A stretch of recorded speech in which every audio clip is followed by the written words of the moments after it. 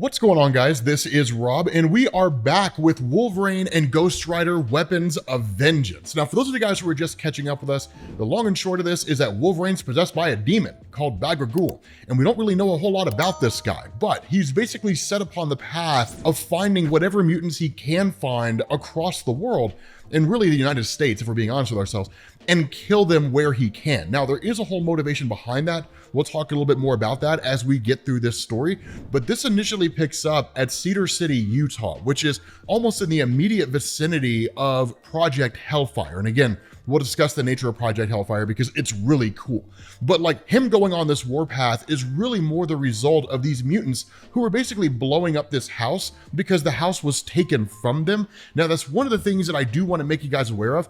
This is why I say what's going on with Fall of X right now is very similar to what we saw with Chris Claremont's X-Men run with Uncanny X-Men and like Project Wide Awake and all that kind of stuff. Because much in the same way that you saw the mutant population fighting back for their own rights, really, in like the old Chris Claremont X-Men stories, you're seeing that here. And what's going on is there are a couple of mutants that are just riding around from neighborhood to neighborhood, blowing up people's entire homes. They're kind of taking like hot shots at humanity, guerrilla warfare tactics, if you want to call it that, right? The human race took our homes, they took away our right to exist. We're going to take their homes and their lives, right? We're just going to blow the whole place up with them in it. And so this ultimately brings the attention of Wolverine. Now, depending on your perspective, this is a terrible decision for these guys to be doing because the best thing the mutant population could be doing right now is laying low, marshaling their forces and biding their time. Because if humanity truly believes that they are dead and gone, it's only a matter of time before they begin to lower their guard. And when that happens, you strike, right? Like when they're at their weakest point, when they believe that everything is safe, that's when you strike because you catch them completely and totally unaware. Now, for Wolverine himself, showing up here and attacking these guys, he kills them on the spot. And then he basically starts restructuring their bodies into this really grotesque form of art, only to discover that there's actually a baby in the car. And this is when he's given instruction by Father Pike, which is take it out, right? Like eliminate it. And that's where you start to see this kind of inner turmoil with Wolverine. Now, for his part, Johnny Blaze, the Ghost Rider, tries to step in, but like we covered in the last video, both he and Wolverine had already been captured. And Johnny Blaze has this kind of mind control helmet put over his head that prevents the Ghost Rider from manifesting. More so than that, this is how the demon was bonded to Wolverine, just because of the fact that with Wolverine under their control, they can seemingly do anything they want with him, which includes bonding a demon to him and sending him out as a kind of force of nature into the world. And so following that, you pick up with Talia Warroad and Jeff Bannister. Now, like we've talked about before, Talia isn't really like the sidekick of Johnny Blaze. She's more of like a person that deals with the occult that's kind of helping him on his journey. And then Jeff Bannister is the contact for Wolverine in the CIA. The two of them are literally hot on the trail trying to find both Johnny Blaze and Wolverine. But this is when we get some really cool backstory about the nature of Bagragul. And a lot of you guys called this in the last video. Kudos to you for getting it right. I wasn't 100% sure of whether or not it was true, but as it turns out, Bagragul was created by the demon Mephisto. Now, the reason why I say I wasn't 100% sure it was true is because there were demons that existed in Marvel Comics before Mephisto. There are those who came into existence around the same time as him, and some who came into existence after. So it's not as though Mephisto is quite literally the Marvel Comics equivalent of Lucifer Morningstar from Judeo-Christianity, right? The first of the fallen, that kind of thing, the original demon. He's basically just a Hell Lord. And there's a whole bunch of those that run around Marvel Comics. He's just the most popular one. But this guy created Bagragul literally just out of sheer boredom. We're told that, right? Like he was bored by the mundane nature of the suffering all around him. This devil, as we all know, has style. You can find him in the finest silks, the most decadent desserts, ostentatious architecture, luscious guitar licks, and sumptuous curves of flesh. Sin can be a beautiful thing. Now, what they're talking about here in relation to this, and this is kind of a sidetrack on the nature of Mephisto, longtime readers of Marvel already know this. this. So this is really more for the new reader. Mephisto is this guy that will approach you in any point when you seem to be your most vulnerable, or when it's the best possible opportunity for him to strike a bargain with you. It doesn't necessarily have to be something where like your life is coming to an end, or if you lost everything and you'll do anything to somehow get it all back. It's not always like that, right? It's maybe just some kind of guy out there who is in an orchestra and he wants to be the best violinist. And so Mephisto will come to him and he will make a deal. And what Mephisto does is he'll give you the bargain that you're asking for, just not in the way that you think. Because sure, right, you'll become the best violinist in existence, but like your fingers will be numb, right? Or like you'll lose your hands in a car wreck or something along those lines. So you have all the skill to be the best violinist that was ever in existence. You just won't be able to do it. And then when you die, he'll get your soul, right? He'll collect your soul. So he kind of appears in everything, right? He's always out there lurking, waiting for a chance to manipulate people. And so that's why we're told Bagra Ghul was created to make art out of punishment, art out of death. That is its compulsion, to kill beautifully and erect bloody monuments in celebration of Mephisto. So that's why it does the things that it does. Now, in terms of why it's going after the mutant population, that's where Jeff Bannister really begins to understand what's going on here. That the nature of really Bagra Ghul and the character of Bram, who was introduced to us in this story as Bagra Ghul's first human host, came in the form of the fact that Bram's parents worship the dark. And they, of course, produced Bram in a cemetery on top of a grave of a guy who had been convicted and hanged for murder. And so it's like the most sinful act that a person could possibly engage in. This basically allowed the offspring, right, Bram, to become a vessel for Bagra Ghul, who was just waiting for his time to take over the boy. Once they get to Project Hellfire, it all starts to click for Jeff. And he starts to realize this is just a government program. That what the government is looking to do once they became aware of Bram is basically harness demonic energy. Now, that's not uncommon for the government to do. And that's the nature of the side projects, right? Weapons Plus, and then all the weapons that came under it. Weapons 1, 2, 3, all the way up to Weapon 10 and beyond, right? Weapon 10 being Wolverine. The whole thing behind this is that the federal government is always looking for a way to create some kind of super soldier. Sometimes that super soldier comes in the form of a Captain America type person, right? A serum that they're injected with, they're exposed to radiation, they come out and they can just run really fast and punch really hard. Other times it's bonding adamantium to people's skeletons. But any method that they can use to develop some kind of a super soldier that can be used in next gen warfare, they will take. They always contract out in doing so. And so seemingly the federal government is well aware of what it is that Father Pike is doing, but the ends justify the means. Because if what they can do is take a demonic entity and then bond it to a living host or an entire platoon of soldiers, they would basically dominate the entirety of modern warfare, right? Nobody would be able to overcome them. So it is very, very shady, but it's just the nature of government programs in Marvel Comics.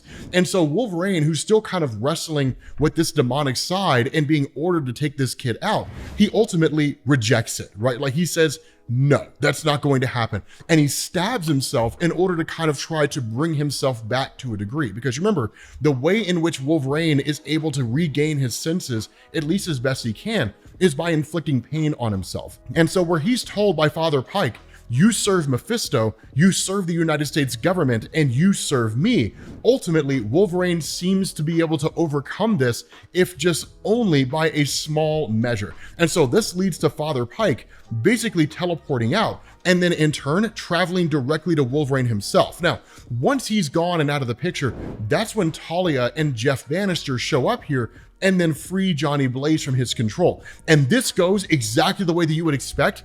And it's amazing, because where Wolverine is back on the prowl with control being retaken by Bagra Ghul and Father Pike, he heads towards this town that has 97 mutants in it. And understand, he will lay waste to the entire place. There will be no discerning between innocent and guilty in his eyes. everyone will die if that's what ends up happening. And so what ends up going on is that because this is all done by way of the mind control helmet, Jeff Bannister destroys the helmet, which basically takes away any mind control that Father Pike has over Wolverine, albeit he's still possessed by the demon entity. And then Talia Warroad removes the helmet from Johnny Blaze and says, free the Ghost Rider, right? Like, this is the only thing that's going to be able to stop Bagra Ghul. Nothing else is going to be able to end this guy. Because remember, the nature of the Ghost Rider is that it was also created by Mephisto, but it was created by Mephisto to have just unrivaled levels of power. It's one of the reasons why Ghost Rider is so astronomically capable. He can go against the Hulk, he can stand against Galactus. I mean, it's crazy how much power this guy has. So Ghost Rider immediately manifests and then takes off after Wolverine. The kicker about all this is that with Bram being the original host and Bagra Ghul being taken away from Bram, Bram doesn't want to lose it anymore. And in fact, he wants it back. And Father Pike actually kind of agrees to allow it to happen, because what Father Pike starts to realize is that where Wolverine is kind of like the perfect killing machine, and under an ideal circumstance, he's the best person to be bonded to this, Wolverine has his own moral compass. And whether it's through telepathic conditioning from his time with the X-Men, Jean Grey, Professor Xavier, perhaps even Emma Frost to a degree, or just his experience in dealing with these kinds of things, he's not allowing himself to fully bond, right? Like, they can control him, but they can't fully dominate him, if that makes any sense. But Bram, on the other hand, is a willing host, and he'll do whatever it is they tell him to do. And the reason for this is that ever since Bagra Ghul was taken away from him, he is just having an incredibly difficult time coping. He's having an incredibly difficult time feeling whole. He wants the demon back. And so once he reaches out and tries to collect it unto himself, Ghost Rider shows up, crashes into Wolverine, and is just like, so we've been hunting this demon for so many years. Tonight, we're sending him back to hell. And it's like the coolest thing ever, because now it's literally just straight up Ghost Rider fighting against this ridiculously powerful demonic force. And Bagra Ghul knows exactly who Ghost Rider is, right? It's not as though he had no idea or no knowledge about Ghost Rider or anything. He doesn't really express a whole lot of fear here, like, oh my God, it's Ghost Rider, what am I gonna do? It's not really anything like that, but it's like, you failed Mephisto. Your job was to be a force of reckoning on Earth for Mephisto, and you turned against him, and you basically became a force that sends his forces back to hell. And so he's like, I will make a monument of your bones for every demon in hell to piss on. And the response of Ghost Rider is, you cannot punish me because I exist in a state of constant punishment, and I am no one's servant, right? And so he says, wake up, Wolverine. Just because you carry chains does not mean you are a slave to Mephisto, which is true, because Johnny Blaze was supposed to be a slave to Mephisto. He escaped that fate, and then he became a guy who traveled around the world and sent demons back to hell. And so while Father Pike is watching all of this, he's just kind of astonished by it all, because Wolverine, as the Helverine possessed by Bagra Ghul, actually starts to overcome Ghost Rider and doesn't really kill him, but he seemingly overpowers him. And so Father Pike says, like, come with us, right? But the response of Wolverine is, no, like, I'm done with all of this. And so Father Pike pulls Bagra Ghul directly out of Wolverine and starts to reinsert the entity back into Bram. And the funny thing here is that Wolverine is kind of able to pull it back unto himself, right? And just say, no, like, that's not going to happen. So what this does is it really introduces the idea that despite all the power that Bagra Ghul has as a demonic entity, he's still beholden to the will of whatever host he's bonded to, which is a great caveat here. It's a great way to explain why it doesn't just jump from one host to the next, wreaking havoc around the entirety of the world. I do love that, right? And in fact, that's been an on-running theme in the Ghost Rider comics for quite some time. And so what ends up happening is that using this one last bit of power that he has at his disposal, Helverine stabs Father Pike, right? Kills him on the spot using his claws, and then in turn throws him into the fire pits that are going to send him to hell. Because what had happened is he had opened a kind of portal of sorts, beseeching Mephisto, asking for Mephisto's aid in harnessing and controlling the power of Bagragul. Well, now Father Pike gets exactly what he's looking for, right? Like, you called down the thunder, my friend, and now you got it. You wanted to see Mephisto? Go see him, right? Spend the rest of eternity burning in hell. Mephisto's going to be happy to have you there, right? He doesn't care who's in hell as long as he has the most number of people in his section of hell. Following that, Bram jumps onto Wolverine and then immediately starts absorbing the entirety of Bagragul into himself. And that's when Ghost Rider makes this amazing monologue, right? He says, the spirit is a curse, but it's a curse I have to live with. We're entwined at this point, one and the same. I know the Rider feels the same as me. So as powerful as Wolverine might be, Bram is home for Bagragul. They've killed together, now they'll die together, caught in the punishing light of my damnation stare. Now, the damnation stare of Johnny Blaze is a relatively new ability that was introduced in 2019, but we haven't really seen it used all that often. So this is one of the first times that we actually get to see it in full display, and it's amazing. So there's two things to know about the damnation stare. One is that it is unique to Johnny Blaze. Seemingly, no other Ghost Riders have it. And this just largely seems to come out of the point in Marvel Comics when Johnny Blaze became the King of Hell. The other thing here is the difference between the damnation stare and the penance stare. So the penance stare only works on people that have two eyes, and it forces them to endure all the pain and suffering that they've caused. But it doesn't work on people like Thanos or the Punisher, because with Thanos, for example, he loved it. He enjoyed it because he loves causing death and suffering everywhere he goes. And the Punisher genuinely believed that what he was doing was right, so it never really impacted him on that level. But for everybody else, they'll just experience horrible pain and usually end up in a catatonic state. What the damnation stare does is it judges whether or not that person is allowed to remain on Earth or to be sent to hell. And in this instance, because of everything that Bram and Bagragul had done, they're effectively locked away and presumably sent to hell. We don't know specifically how the power works, and in fact, the ending of this will give us a much better understanding of how this ability functions. But once this stare is done, Johnny Blaze reverts back to his human form. And then of course, the entirety of the Weapons Plus Project Hellfire lab is effectively destroyed, right? The whole place is just burned up and blown up and the whole thing goes away.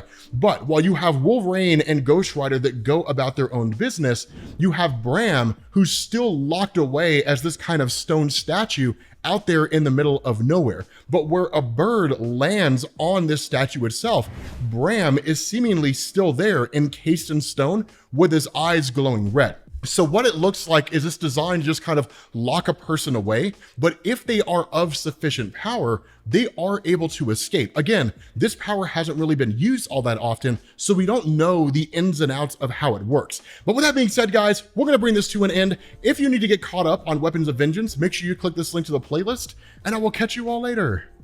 Peace.